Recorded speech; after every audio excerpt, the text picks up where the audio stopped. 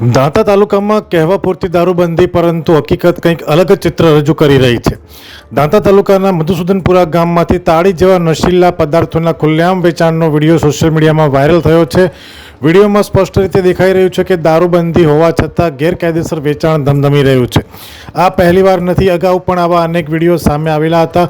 છતાં પણ પ્રશ્ન એ છે કે શું સ્થાનિક પોલીસને આ બાબતે જાણ નથી, અને જો જાણ છે તો કાર્યવાહી શા માટે નથી થતી? નશીલા પદાર્થોના કારણે યુવાધન બરબાદીના માર્ગે જઈ રહ્યું છે. ગામડાઓમાં દેશી દારૂ અને તાળીના ગોરખધંધા ખુલ્લેઆમ ચાલતા હોવાની ચર્ચા છે.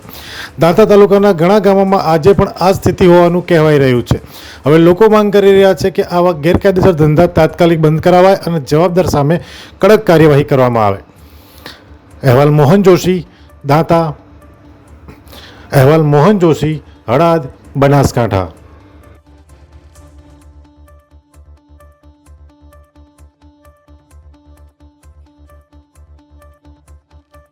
અમે તમને આપીશું પળે-પળના સમાચાર. જો તમે અમારા નિર્ભય માર્ગ ન્યૂઝ ચેનલને સબસ્ક્રાઇબ કર્યું નથી તો અત્યારે જ નીચે આપેલા આઇકોન બટન પર ક્લિક કરીને સબસ્ક્રાઇબ કરો અને શેર કરવાનું ભૂલશો નહીં.